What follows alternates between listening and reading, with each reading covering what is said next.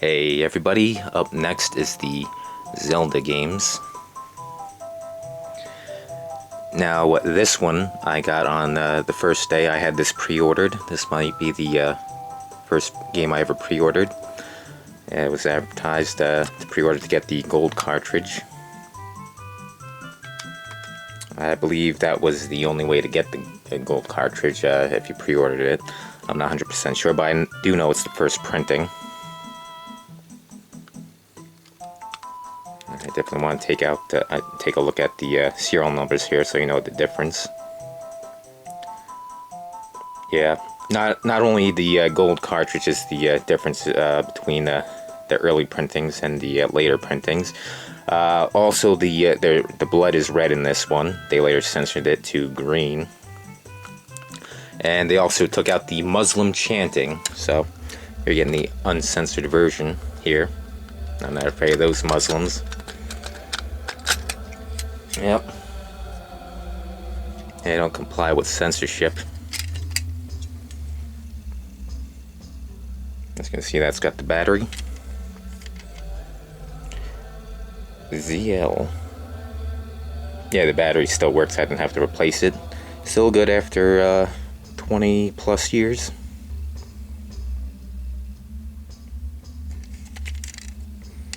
And of course, it's the big cartridge. Paint splotch. Oh yeah, also when you pre-order this, it also came with a CD with the soundtrack. Well, only 4 music pieces, which was very cheap of them. They should put the whole soundtrack on it. And it also came with a t-shirt. Both of them got lost in the move, so I can't show you here, but I'll put up some pictures. And anyway, that shirt was all torn up and shit over the years.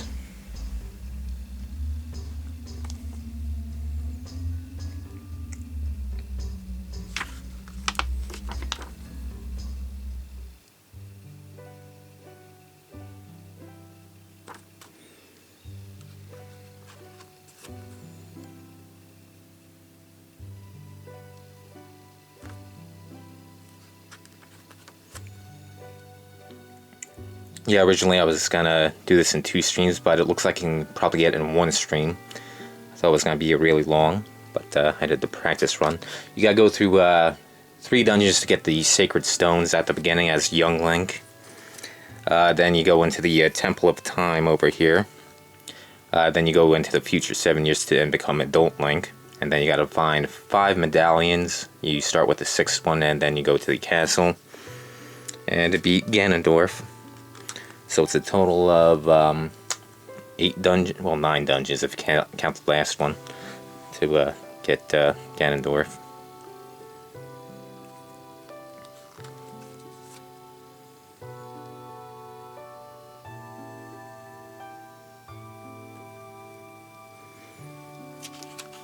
See targeting.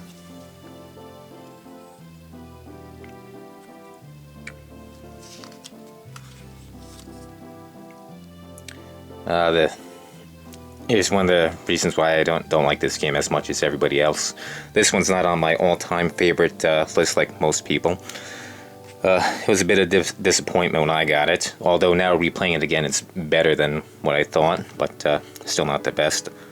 That's where Majora's Mask comes in. Well, for the N64 ones, but I like some of the other Zelda games more than this one. The original NES one, Link's Awakening, Majora's Mask, and Breath of the Wild. Yeah, one of the reasons is the controlling here. There's no jump button.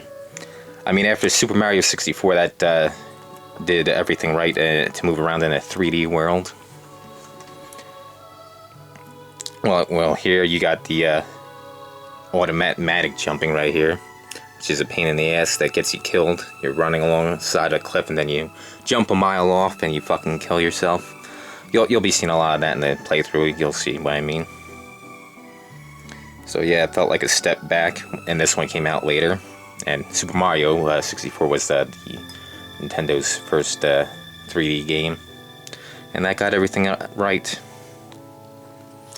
Yeah, they could easily see the buttons over here, the C's. They could replace one of them with the jump button or switch them around and have them roll there. So they could have added a jump button.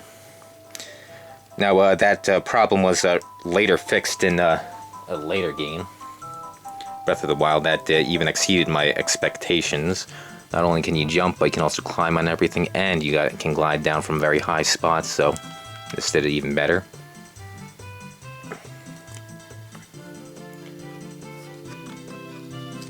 And the second problem I have with this game, I thought there was going to be some more elaborate sword fighting in this game.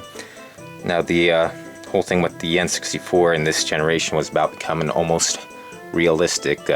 Prototype name for the N64 was Project Reality. So I was expecting some more realistic sword fights, more elaborate sword fights, but pretty much all the sword fighting is block with the shield and then just randomly slash. Or a dodge and then slash. And it's that basic. But that was later fixed in Skyward Sword. So both of the biggest problems with this game for me was fixed in these two games later on. Now I know a lot of people hate the sword fighting with the Wiimote, but I never had a problem. This is a case of people not knowing what the fuck to do. Yeah, a lot of people have a problem with the Wiimote, but I never did. The only game where they were right was Red Steel. That was the one where it was programmed bad. But other than that, it's everybody doesn't know how to use that fucking remote. I do.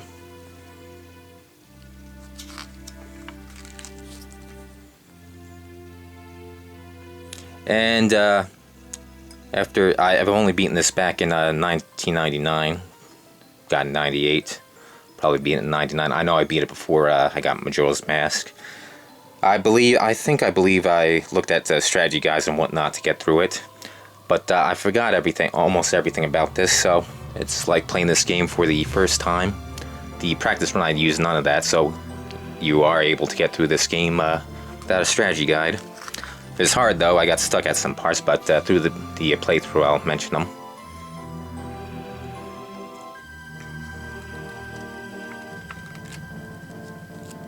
Yeah, a lot of people wish they could have a first experience with the game again. Well, that's pretty much what happened here.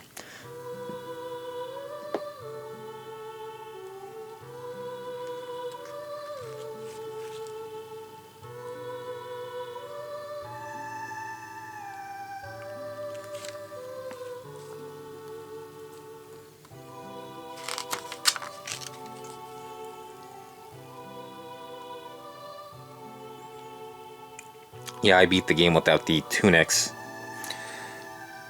Pain in the ass, but on this playthrough I know how to get them now. Yep, forgot almost most of the game. I only played a little bit of the GameCube version. My friend had that. But I only got to the Deku tree, and that stopped there. So I only been through this game once 20 years ago, more than 20 years ago, and once again with the practice run. So I'll have beaten this about 3 times once I live stream it.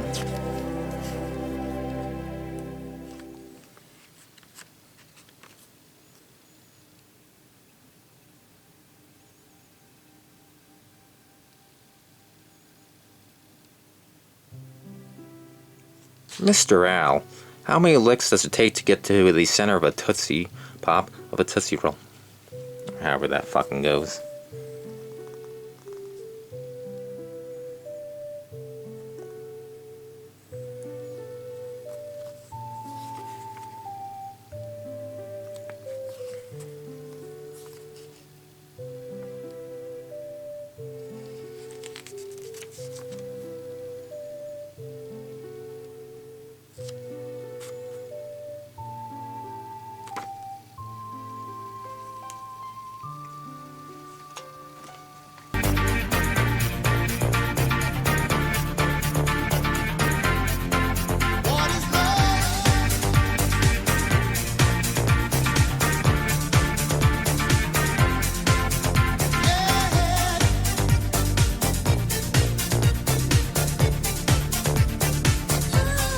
Now up next is Majora's Mask.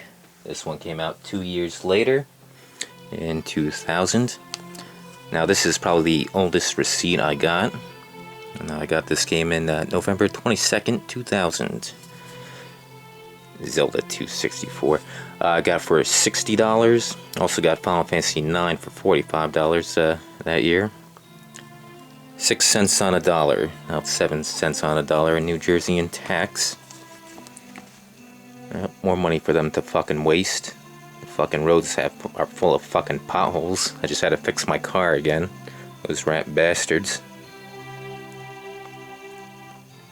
Yep. So yeah, I got this one. I did not get this one the first day. I think this one came out in October. I probably didn't have the money to get this one day one, but I wasn't like I said, I was disappointed by Ocarina at the time, so I wasn't in a hurry to get this one. But I like this series, so I was gonna get it eventually. I'm not sure if this one has a gray cart. This might be a first printing. I'm not sure. I haven't did as much research. And no, I don't have the cardboard box like James Rolfe, the Angry Video Game Nerd, said. Back then, that was just packaging. You threw that away. Looking at this on camera, that looks 3D here. Yeah, the box also had like a reflective lenticular thing going on there. And this is gonna be hard to see the serial numbers here. Yeah, you tell me what that fucking says. Is there any counterfeits with the I forget what is this called lenticular or whatever the fuck it is? The fucking 3D bullshit. Yeah, I'm trying to figure out what this is, but we'll find out on the inside. Because I know this is I got this when it was brand new from the store, so I know this ain't a reproduction. Alright, there we go. We got the manufacturer's stamp. Another big cartridge here. Ooh, not as big. Ooh, doesn't have the battery. Alright, what's the initials? ZS. What does that? The S stand for? Zelda sequel?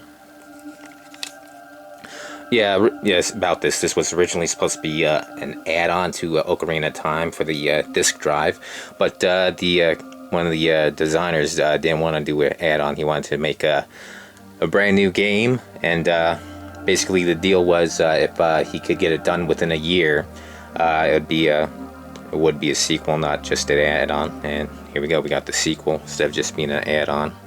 I think it was also supposed to be going by the name of Zelda. Something like that. I think it was Zelda Gaiden at one time. I remember looking in the previews. Side story.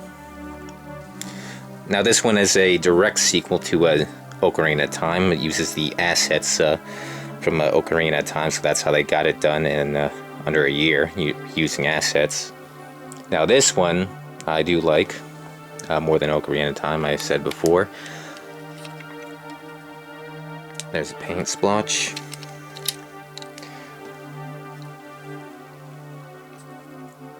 Alright, now this fixes some things over Ocarina of Time. This one, it still has the automatic jumping, but it has better level design. Some games can do without jumping and have all the abilities to go through a 3D world, like GoldenEye. There's no jump, but there's never a point there where I could go, fuck, I really could use a jump right there, but it's because it's got good level design. This one has better level design to transverse. And two, with the mechanics to this game don't revolve around sword fighting. The mechanics here is about a couple things. The main one is the masks and changing into different characters as opposed to sword fighting. And you got the time travel in this one, but this one goes, there's actually a clock here. It's more semi-realistic, pseudo-realistic. There's actually the characters have their own lives here. Now there's a time going in Ocarina of Time, but that was basically day and night, things closed. But here the non-playable characters have lives, go around. It's like Groundhog's Day, and with the Ocarina, you can go back in time. You got 3 days before the end of the world here. Yeah, this one's much darker. This is like the Empire Strikes Back of Zelda games. It's like the end of Evangelion. If there's a big moon that's going to crash into the planet in 3 days, you need to go back in time to give you more time. That's what James Rolfe needs to do what you need to do to prevent the fucking moon from crashing.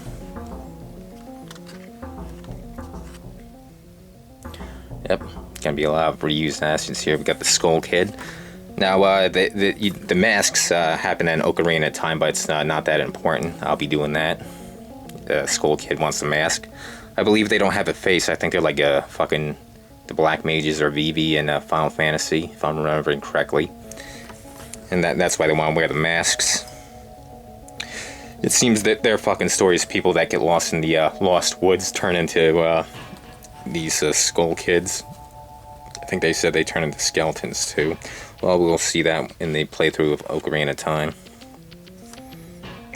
We're no longer in Hyrule here. We're in Termania. Yeah, now I beat this game twice. Once when it came out, and once again in 2017 when I was doing nothing. When my computer was broke, my car was broke. What else broke down? The HD TV was broke. And it was winter, so there wasn't much work and much going on, so I was replaying the old games on the CRT TV.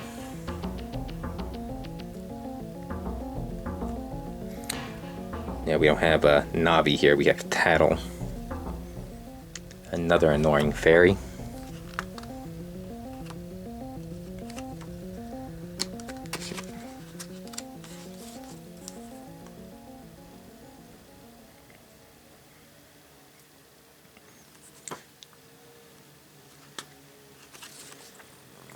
Yeah, that's what I was looking for. I was looking for the time cycle here.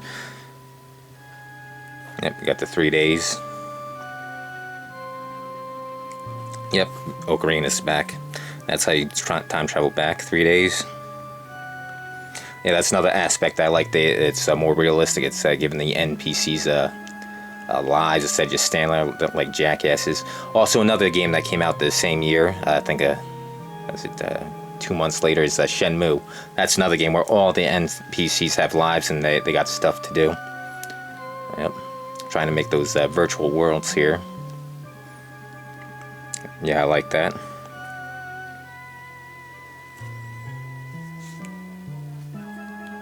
Yeah, another complaint here. Everybody, a lot of people say with the banking here, with the rubies, if you go back in time, how can you get rubies out? They like to say, oh, that's a, what the hell is it, fucking plot hole or something, but no, that's not a plot hole.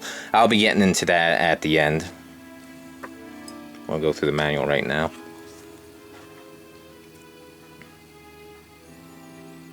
Yeah. Yeah, a lot of people have a problem with the time travel, not getting things done, but I didn't have a problem with that. You gotta know what the fuck you're doing, where you want to go. Yeah, I believe the Angry Video Game Nerd was complaining about that. But you can slow down time, so that'll give you more time, and you can always go back in time.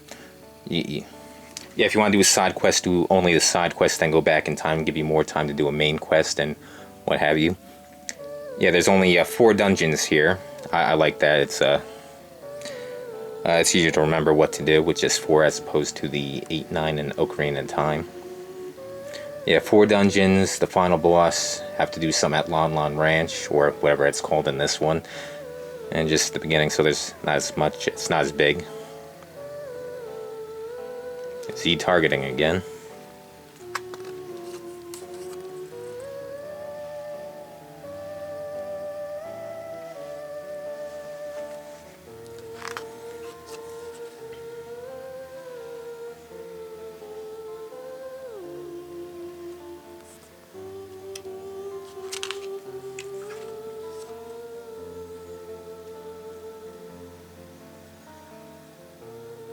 Hey, look, it's the faggot. I'm gay! I think this is the first game he's in. Yeah, I played through Ocarina of Time. I don't recall seeing him in there. Unless if I skip past him, but I don't recall seeing him. The owl's in the other one.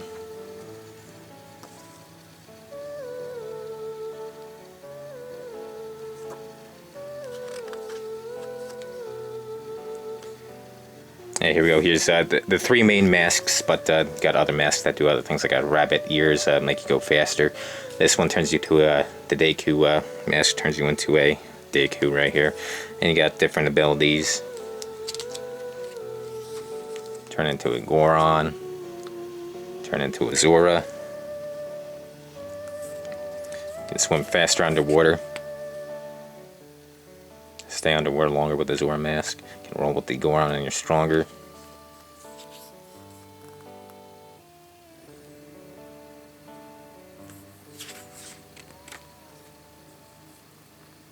As you can see, a lot of reused assets here.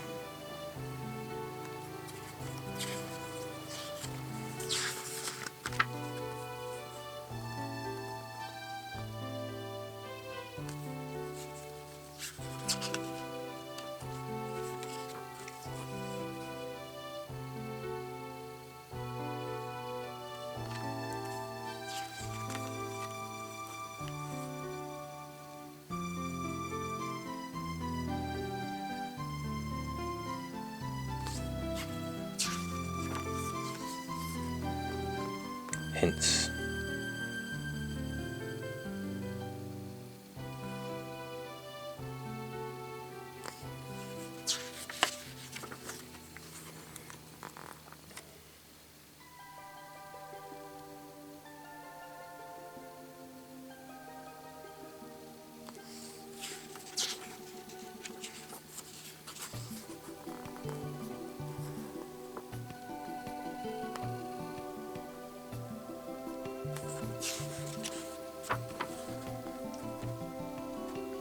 Whole blank page for notes.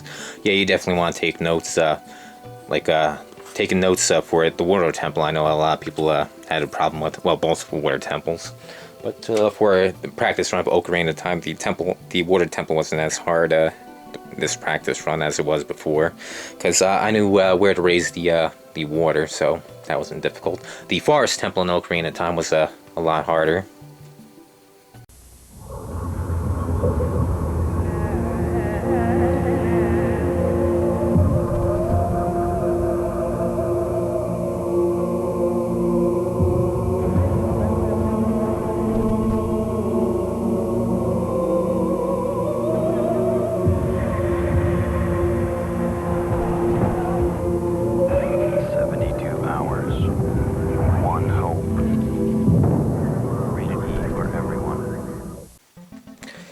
Alright, what's going on here in this game is called fractional reserve banking. It's pretty self-explanatory. There's only a fraction of the money that's supposed to be in there reserved. So what's going on is with banks, they don't just keep the money you have. The exact same money you put in is not what you're going to take out eventually when you need it. What it is it's just a big pool of money. Well, I should say a small pool of money, since there's only a fraction of it in there, and you withdraw from that small pile there. That's how banks make their money. They loan it out and get money on the interest there. Since what you put into the bank isn't exactly what you put in, that's how Link is able to go back in time and withdraw money. Yeah, since it's just a small pool of money, as long as Link has that a receipt right there saying how much money he's supposed to have in the bank, he can always withdraw it. See, there's no box or anything like that specifically put away for him. It's not a 1-to-1 ratio. It's just a pool of money, so that's how he does it. That's how banks do it in real life. Now, I remember way back in school, elementary school, I remember the teacher was talking about that. Not specific. We weren't specifically learning about banking, but it was a side note to something else, an aside. Yeah, she was explaining that's how they make their money, is by spending it elsewhere. I think she said in the stock market and other places, but loans. And I was thinking then, what happens if everybody wants to get their money back out at the same time? And that did happen back during the crash, a bank run. Don't look now, but there's something funny going on over there at the bank, George. I've never really seen one, but that's got all the earmarks of being a run. I'll take mine now. No, but you're thinking of this place all wrong, as if I had the money back in a safe. The money's not here. Oh, no, I don't have your money here. It's in Bill's house and Fred's house. Hey, what the hell you doing with my money in your house, Fred?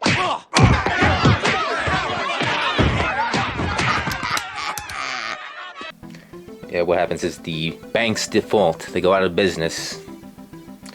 Or I should say they should go out of business, but the government seems to bail them out. I rise again, I'm afraid, to make the same old hoary speech that I've been making here for several years, and that is, it is my opinion that you do not really understand the concept of banking. All the banks are broke. Bank Santander, Deutsche Bank, Royal Bank of Scotland, they're all broke. And why are they broke? It isn't an act of God. It isn't some sort of tsunami. They're broke because we have a system called fractional reserve banking, which means that banks can lend money that they don't actually have. It's a criminal scandal, and it's been going on for too long. To add to that problem, you have moral hazard, a very significant moral hazard from the political sphere. And most of the problem starts in politics and central banks, which are part of the same political system. We have counterfeiting, sometimes called quantitative easing, but counterfeiting by any other name. The artificial printing of money, which if any ordinary person did, they'd go to prison for a very long time. And yet governments and central banks do it all the time.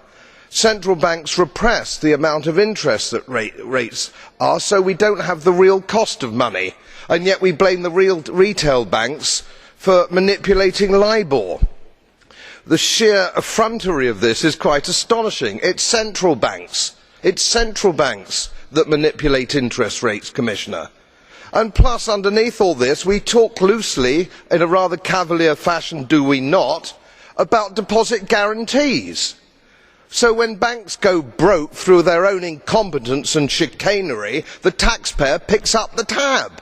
It's theft from the taxpayer. And until we start sending bankers, and I include central bankers and politicians, to prison for this outrage, it will continue. Yeah, I was doing some more research on this. It seems to go all the way back to when gold was money. Well, it's still money, although they try and use their paper money. But anyway, it seems a lot of people, way back when, didn't like to carry metal because it's heavy. So what they did is they put it in the bank, and what you get in return is receipt of how much gold you have in that bank or vault or goldsmith. Figure it out is most people don't take out their money; they just leave it in there, and they just use the receipts, paper money or fiat money. Well, I shouldn't say fiat because it's backed by gold; it's a receipt. If you go to the goldsmith, you can get it out. Since he figured out most people don't come and pick it up at the same time, or most of it stays in there. The goldsmith.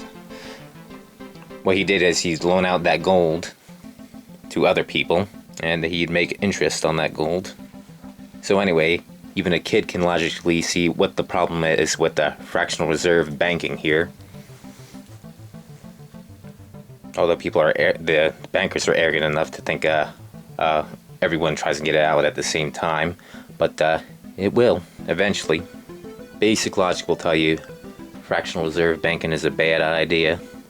That's why I don't keep a lot of money in the banks. I just put out what I need in there to get what I need. Like they say, if you don't hold it, you don't own it.